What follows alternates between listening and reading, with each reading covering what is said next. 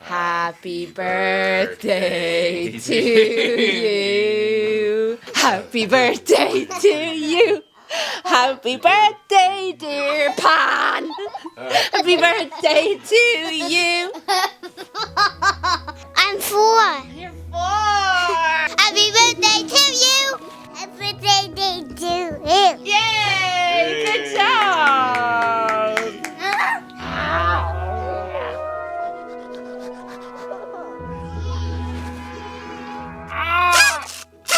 You struck me!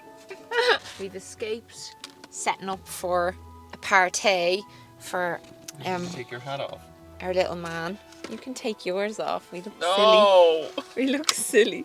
My hat! You've enjoyed my last video where I escaped the children, and so we're escaping the children again, doing another car video. We have grandparents around to actually look after the kid. Well, they're asleep.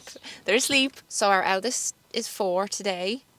I don't know where that time's gone. Our youngest is 20 months. 20 months. She has 4 molars coming up right now.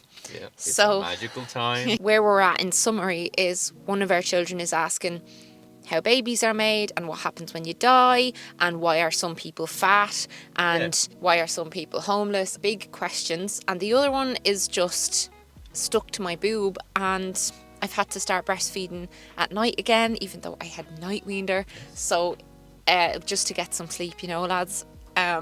Steps forward, steps back. Steps back. It truly is a waltz. What helps is she likes cold fruit that she can get down the back of her gob. Tida, homeopathic. Don't know how to say that word. Yeah, they help. They help. But oh my God, Thomas doesn't know why he's here. No. I've roped him in, but basically I wanted to talk to them about 4 things that we've learned about parenting in our first 4 years of parenting. 4 years as parents. Have we learned anything? We have a perfect sponsor for this video. So, as you saw at the start of the video, we all sleep now in a big family sleep station. Yeah, So it's like the sleep station. sleep station. We've a super king mattress beside a single mattress, and we all sleep together.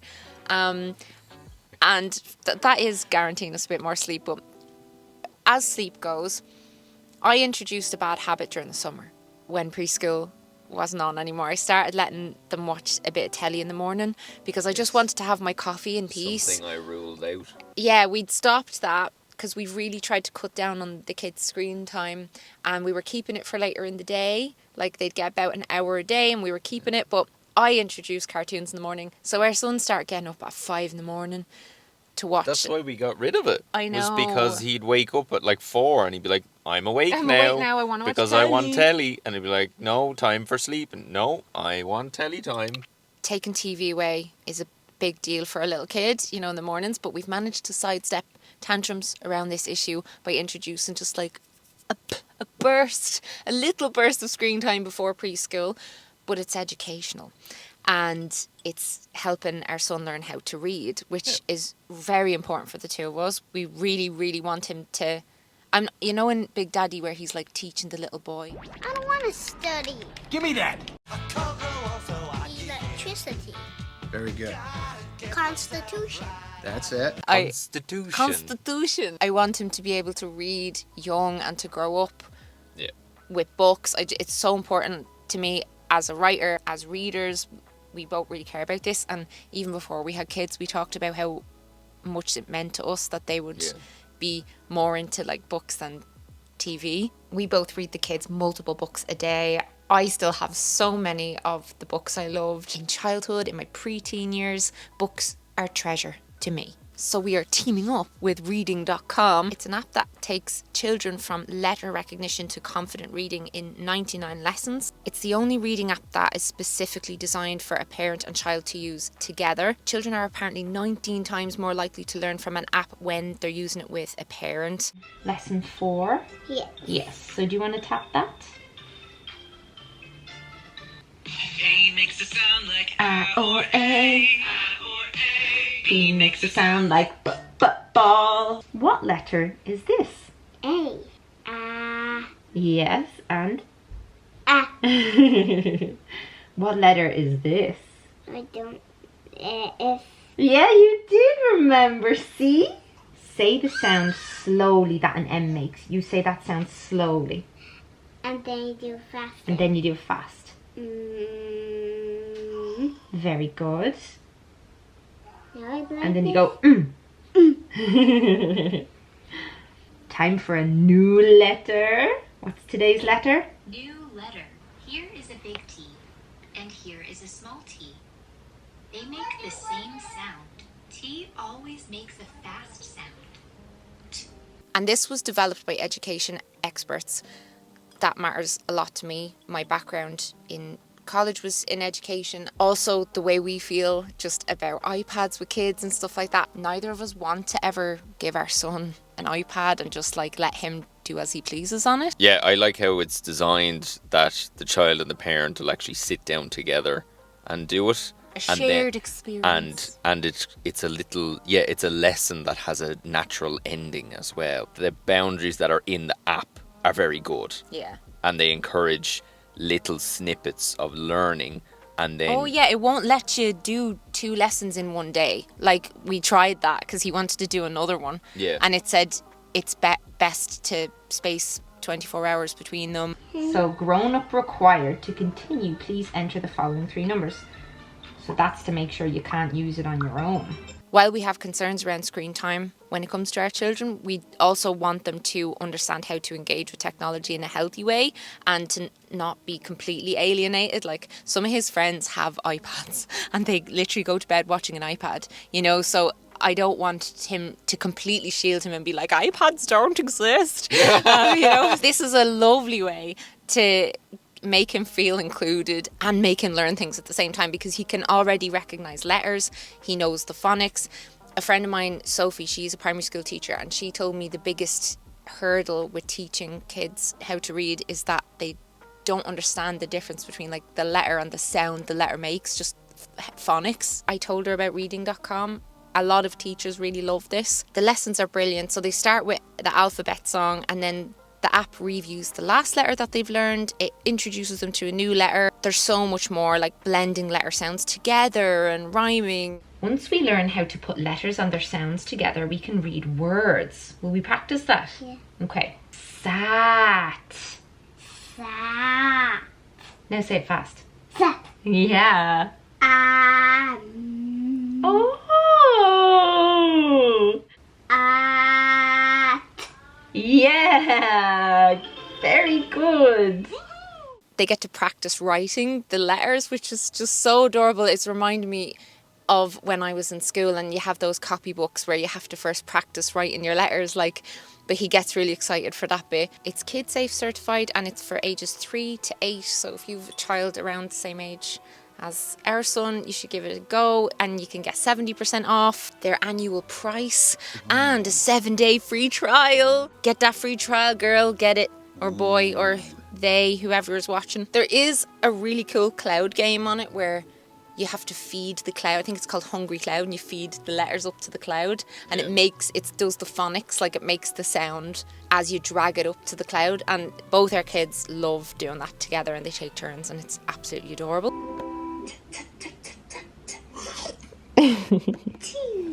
I can't keep my 1-year-old away from this if I'm doing it with my son, but she loves this so much. Pick it up.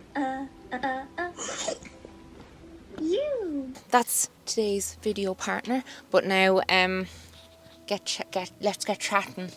So he's supposed There's a fly in my tea. It's good protein. So we're supposed to talk about the 4 biggest things we've learned. So no, they don't have to be the most important things. I only picked 4 considering the day that's in it, you know. But one thing is, I don't want to just go over all the obvious, like, oh, it's a love like no other that we've ever felt, or, you know, I'm in heaven. It's super fulfilling every time you climb into bed and they're clean and they're fed and, you know, they're happy and they're asleep. Yeah, no, but you know, it is so fulfilling, and we do love them to pieces, and it's the best thing I've ever done. I don't know about you. It is, yeah. It's amazing. It is amazing. But I want to go a bit deeper and just get a bit real, because this is the kind of stuff I feel like people more so want to hear spoken aloud. First one would be that it is extremely difficult. And so much falls under this. People need to shut up and not judge other parents. And like, I'm speaking more so about my past self before I had kids.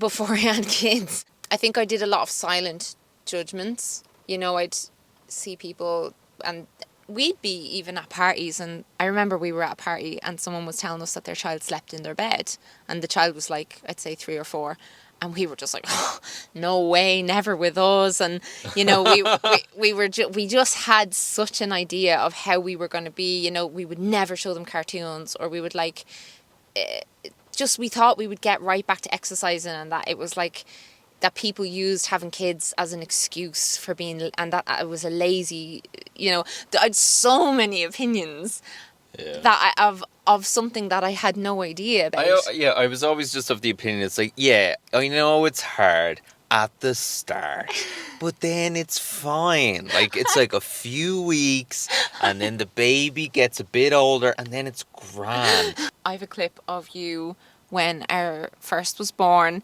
saying, we've emerged from our cocoon. We've emerged from the baby bubble. Yeah, no, it's not over, baby.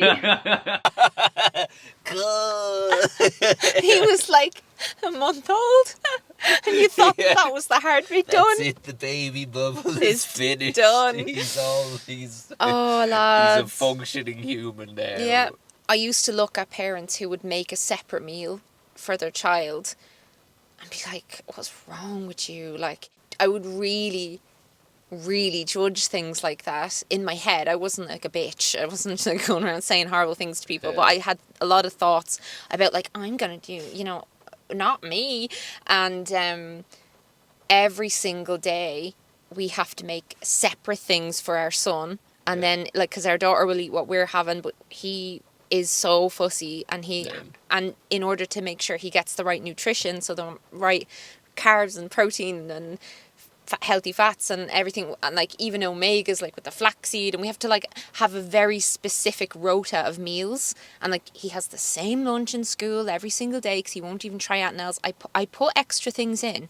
People talk about just expose them X amount of times and then they'll start eating it. I have given that child how many things of cheese, how many strawberries, how many apples. I've seen him put blueberries in his mouth like so many times. And he just won't bite it. He won't bite it. You cannot expect what it's going to be like. You can't plan for what it's going to be like. You can't know what it's going to be like. Every child literally is so different. Our two are polar opposites of each other. You know, their sleep has been different since they were born. What they eat. She's really clingy. He's really sociable. I can't think of one thing where they're like, where it's been the same experience, and we've parented them the same way. But yeah, another thing under that umbrella point is that like time takes on a different meaning after you have children. So what 5 minutes means to you, what half an hour means to you, what 2 hours means to you is like, it's so can you imagine if someone was like, you have a full day, your kids aren't going to be around, like wouldn't that feel like a year? Yeah, it is. I can't explain. I've often thought about that. I'd be out gardening or something, and I'd gardening, like, and the two of them would be there, and basically what I'm doing is I'm just like holding a pitchfork while minding them because I'm not actually getting that done. And sometimes I just have it in my head and be like, oh my god, like if they went away for like 24 hours. And I just the whole house would be renovated. And I could just like do whatever. I could eat when I want, sleep when I want, and work when I could get so much done. We used to think we were so busy before we had them. Like I remember I'd be like, oh, I can't do that. I have all this stuff to do. Like I don't know what I used to be doing. And that, I am not trying to sound like judgmental. If you're watching this and you don't have kids, like, I genuinely was busy. But what I mean is now I have to do all the same stuff, like making food and cleaning and do all the normal life admin and chores and little bits where you have to go off here and send this email and do this. And I'm still earning the same amount of money. But then you're also raising 2 human beings in there. So it's like the amount of things I do in every 5 minute chunk And if I ever have half an hour where the two of them, you know, one of them's asleep and someone else has the other one, which doesn't happen often, where it crosses over where I don't have either of them, I'm just like, it's like I'm going through this list of things that I could do, and I inevitably end up just lying there, just also under this point about it being really hard is your kids matter more to you as soon as they're born. They matter more than you do. Like their experience of every situation is way more important than your own experience of every situation. It just is, like, but as a result you can go with a lot of needs unmet. And that is hard, you know. It's not something you're going to complain about. Like, we're talking about this just because that's what I do on this channel, but it's not something you're going to be standing on a box out on the street just playing your small violin for yourself, because that's the way it is. But I think I wasn't expecting it. I can't remember where I heard it from, but it was the way of, like, when you have kids, it's not like you can't go to the gym. You're choosing not to go to the gym because you'd rather spend time with them. Yeah. It's not that you can't go to that party. You're just choosing not to go to that party because you want to be around for bedtime, even though it's the 7th bedtime this week and you were around for all the other bedtimes. You'll be ready for all the bedtimes tomorrow. You're choosing to not go to that party, and you want to, like, not be mad, hungover and wrecked the next day because you've plans to go to the playground. And it's just about, it's actually choices. Like, it's not really that shift it's not changes your perception. But it's a dangerous habit to get into, I think, to a point, because I'll have the habit of just putting neglecting yourself. Yes. Neglecting myself. Take that, me. And that's hard, because the reason I say it's hard is because that builds over time. And can build, and has happened with both of us, where each of us has experienced a complete burnout crash, you know, at 2 different times. But we've both been there, where it's just accumulated, and then you're fucked, you know. All the best things in life are hard. Yeah, exactly. You know, they are. Think of every time in your life you've felt some deep fulfillment or satisfaction, or something that's made you extremely happy. Like, oftentimes the road there is rocky. Second thing, I'm not sure where I heard this from, but when a child is giving you a hard time, it's usually because they're having a hard time. And that, for children parented in the early 90s, is really hard, because, you know, it's kind of I feel like it's betting to me to expect a certain level of behaviour from a child.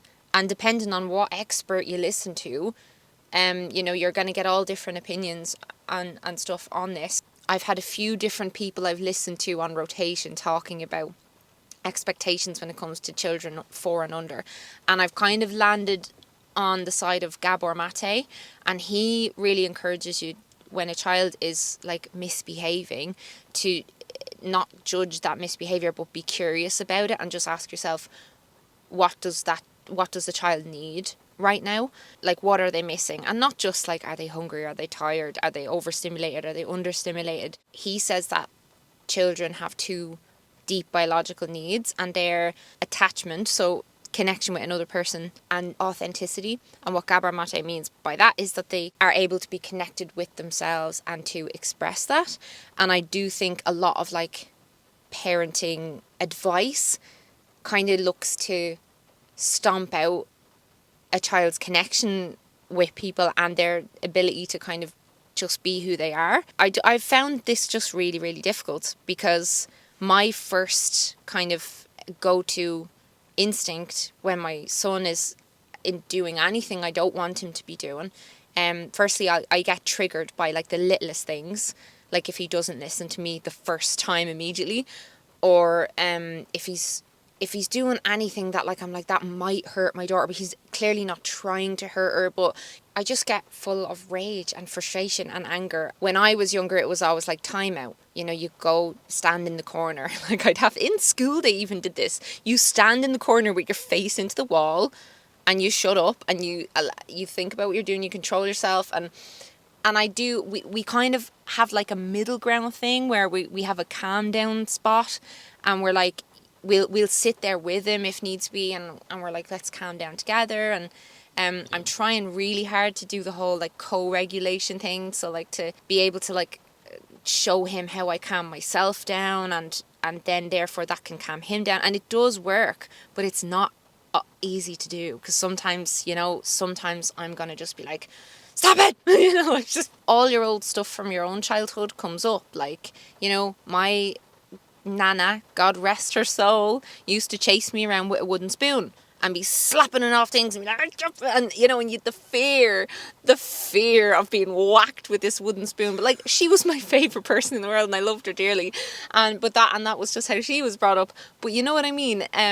There's so much learning and like self-education around child psychology, and it's a lot. There's definitely certain times where we can see what's up is that he's craving a bit of attention, or he might be tired, or he might really need a poo or something like that, and he has a feeling that he doesn't like, and he doesn't know how to express it. And he doesn't know how to express it. He doesn't know how to say, sometimes he will actually need to do a poo, and he doesn't realise he needs to do a poo. He's just really uncomfortable, and then he starts just getting like smashing pissed pillows, off, Yeah.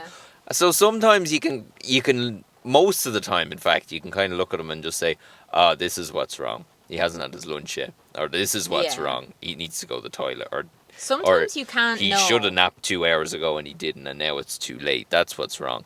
But then other time, there is the small amount of times where it's just like, no, we're going to go up to the room now and we're just going to calm down. And we go up with him, and one of us will go up and we'll just sit there and we'll do deep breaths and have a little chat and a little play. I tell him to take out his anger by like throwing pillows at the wall, or like sometimes I've brought him out into the garden and to throw stones, or like just get it out. But it's like throw stones at the trees. It's just not at the house. Not at the house, yeah. But it's just I don't want to teach my children to repress their emotions, because repressing my emotions has done me a lot of damage. It's just not healthy. But then, you do have these like experts on this side just being like, no, you have to, it's all about controlling them and this and the other. But like, they're little people, and like, I don't own them children. Yeah. They came through me, yes, but they're their own people, and I think you have to respect children.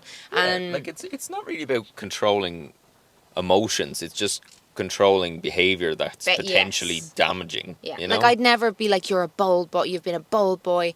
I try and tell him you're doing bold things. But there has been times where I've phrased things in a way that I don't want to be phrasing it. It's like I have to constantly be catching myself, and the kind of. And as you get tired, or as you get more and more tired as the day goes on, it's harder and harder to do these things. Yeah. Which it is. Like, but the perfect that you aim for is like, it's okay to be angry, but it's not okay to belt your sister with a shoe, you know? So boys his age get like surges of testosterone, and sometimes he'll just run over and jump on me and be like, rah! And it's like, it's just this kind of constant having to remind yourself that they're not just trying to annoy you. They're not just being little terrors.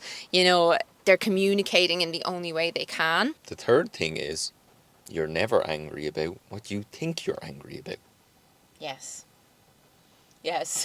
This happens to me every day. It's not that the thing that my son has done has actually made me angry. 9 times out of 10, like, yes, sometimes he will, when they ran that chair across the floor and it left scratches in the floor, like, I was raging. But, say I've asked him to do something, like put his shoes on, and he's doing something else. He's not in any rush to go to the shoes, and like, we have somewhere to be. The fact that he's not putting his shoes on quick enough isn't the reason that I'm getting really angry. Usually the reason that I'm getting all about that is I'm either exhausted or I'm annoyed that I have to be somewhere and I have no support and help in making sure that everything is ready, that we can get out the door. Like, there's always something under it. Usually when he does things that make me angry or make me feel that bubble of rage coming up, it's like a trigger for my past self, if that makes sense. So like, if you actually look deeper and look under that anger, I've had so many conversations with my therapist about like situations where it bubbled over. I wasn't able to just you know, and, you know, keep calm. I literally will, a lot of the time it's just not about the kids. It's bringing up like a memory in me. It's really important to look at your own reactions and to, you know, have these conversations with yourself. Like what is going on with me that I am reacting to such a minor thing that a child is doing in this way. Like sometimes that just simply comes from, I think part of it is just having too much on your plate all at the one time. Like sometimes, like they could be running around fucking wrecking the house, and I'm not getting annoyed that they're taking all the socks out of the drawer and throwing them all over the place. I'm getting annoyed because I planted grass in the garden and it's going dry, you know. And what I want to do is to go out and turn the water on. All I can feel is there's 50 jobs that need to get done, and right now... And you're giving me another job by taking these socks out. And now there's another job that's happening before my eyes. So I'm getting annoyed at some socks. Yeah. Like some fucking socks. But I'm not annoyed at the socks. I'm annoyed at the grass seed that's going dry, and I have to get my stuff ready for work tomorrow, and it's nearly bedtime, and I'm going to end up going to bed late because I'm doing all this other stuff. With no dinner, and we have to do the dishwasher, and it's death by 1,000 cuts, you know, and the only way to really negate that from happening, because you're never going to get rid of it completely, but to just you can't get rid of relieve stress. some of the pressure is to just make sure that you have enough support and like to be part of a team, no matter what that team is. Like certain days there might be other people around that can help you, and on the days when there's absolutely nobody around, you kind of have to just say, right, I'm taking everything off my list apart from the bare minimum, the stuff that I need to survive the day and hopefully not make tomorrow worse. Yeah. But it's also stuff like that, like what you said about if they take all the socks out of the drawer and throw them all over the place. So what?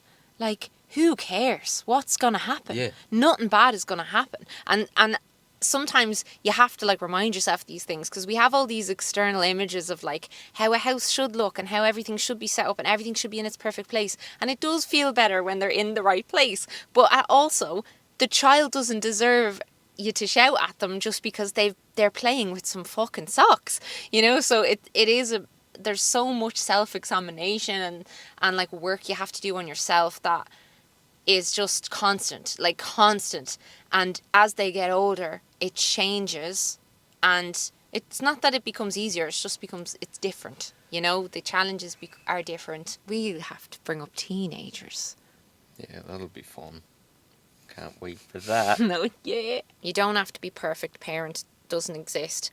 All you have to do is love your children, and make sure that they know that they're loved. Yeah. Something at the core, I think, of a lot of the times when I do get angry that I've realised is that I'm... How do I explain this? I'm just missing my old life in the sense that, like, you know, nights out, us going on dates. I get this feeling come in of, like, lack. Like, you know, that thing. I wish I could go to that thing with that person, but I can't. And it comes back to what you said about, you know, what my choices are right now. Yeah. And also reminding myself that I can't have everything at the same time. There will be a time when it's easier to do all of that stuff. And that, again, like it's not just like I know it and it stays in there and that helps to control those feelings all the time. I constantly have to keep reminding myself of that. Yeah. No, and it's like a constant dialogue in my head. Yeah, like that is... Yeah, it goes back to the point earlier, because I do that as well. I'll get a text from someone being like, oh, I'm going to this thing, you going? I'm like, no, I can't. And then about 30 seconds later, I'll go, well, actually, no, I can. I'm just not going because of, you know, just responsibilities and expectations of myself for parenting and just wanting to be around them more than I want to be around anybody else. But that also goes back to what we said about sometimes you have to force yourself to go to something. Things, yeah. Because sometimes I'm going to a burlesque class soon. Ooh. I am. But see, you know, when our daughter was a baby, it just didn't feel like it was possible to fit Yeah. certain things in that we are doing now the odd time. But you know, we chose this life. We chose to have these children. Yeah. And they're great. Yeah. I love them. I want to spend all my time with them. And Oh. it's a delicate balance, and nobody gets it right. No. And it's No. okay. It's okay to miss things. And it's okay to be excited to have a bit of your own life back. And it's okay to feel bored sometimes being a parent and to feel grief for things that you're missing out on. I saw someone recommend doing this.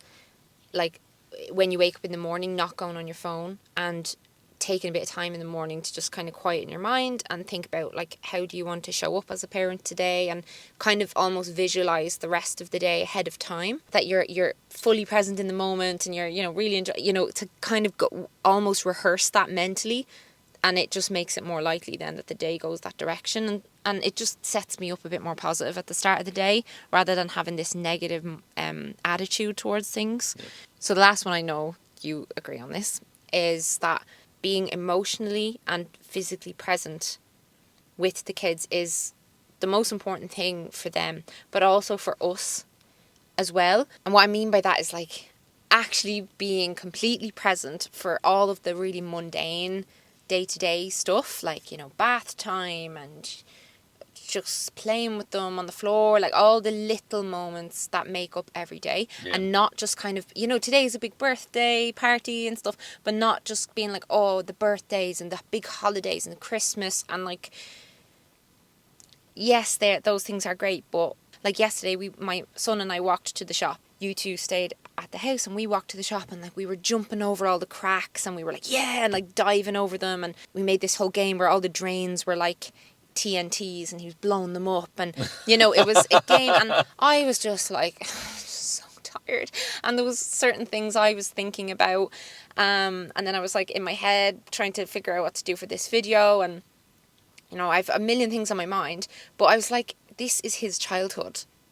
Like literally right now is his childhood. These are all the moments that he's going to remember, and I really want to be a big part of those memories. And what you realise then when you make yourself be in the room and observing every little detail of them and all that, is that makes it so fulfilling for you as a parent, and it makes it better for you to not be lost in your thoughts and to actually be there. And yeah, I'll find that in those times when I'm not feeling present and I'm forced, because a lot of the time it just comes naturally. Yeah, forced sometimes. But sometimes I'm not feeling present and I'm thinking about 50 things, and then I'm forcing myself to be present. I start to notice how often the kids actually look at me.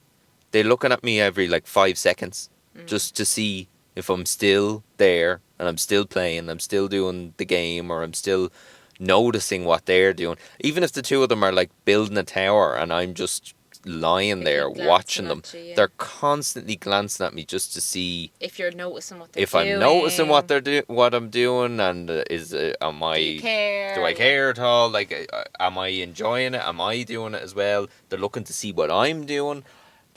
They're just constantly aware of my facial expressions and what I'm saying and what I'm doing.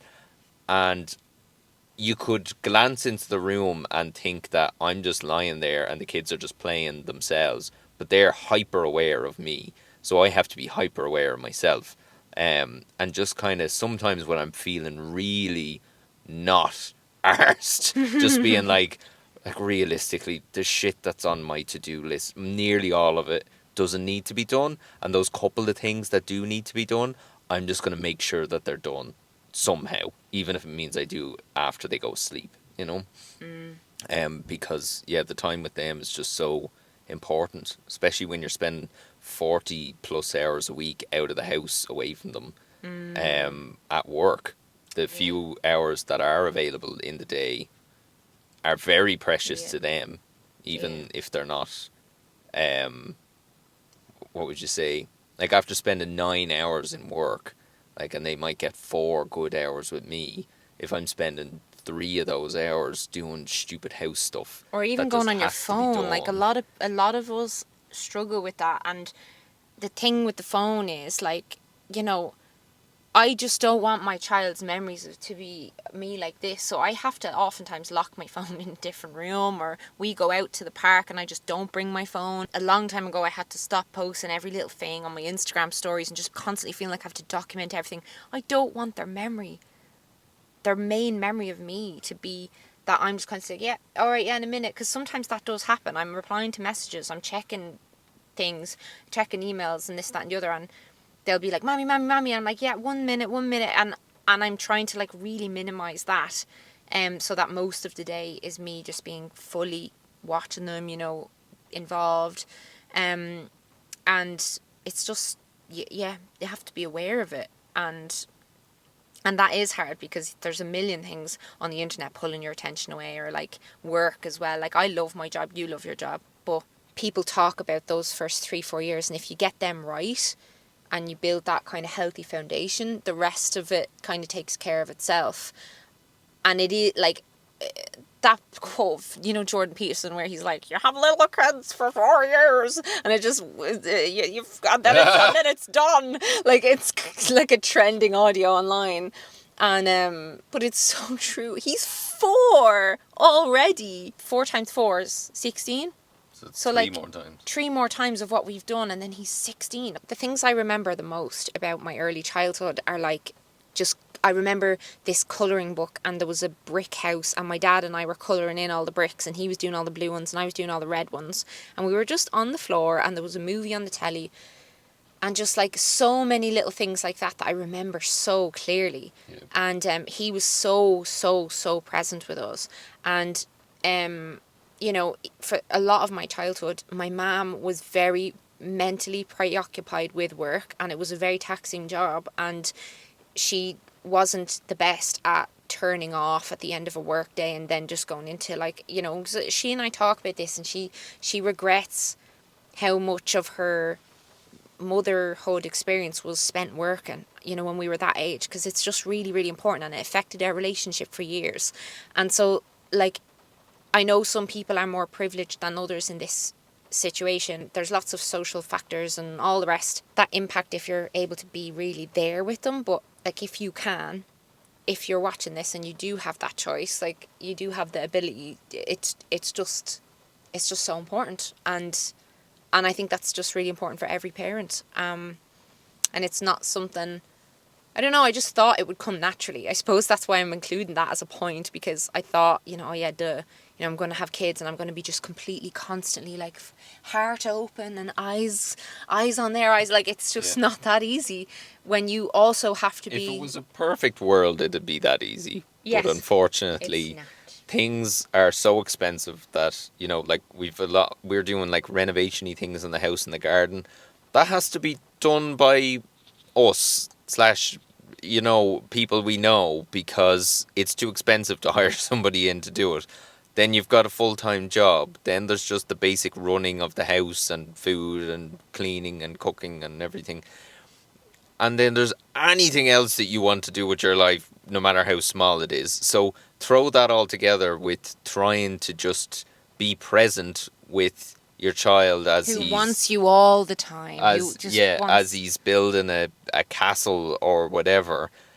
It's too much for the human brain to comprehend. Yeah. It's 50 thoughts at once. So unless you practice mindfulness, doing it however often you can, it makes it so much more fulfilling. And it makes everything better for the kids. Yeah. And that's what matters the most. So therefore things. Anything that you would like to add, please comment it down in the comments. We're going to read through all of your comments. And don't forget our sponsor, reading.com, and that lovely juicy discount on an annual membership and 7-day free trial. Reading with your kids is the best thing you can do. Way less kids read for pleasure these days. The statistics would make you cry. So don't let your kid be part of that. I don't know what word rhymes, so I will say pie.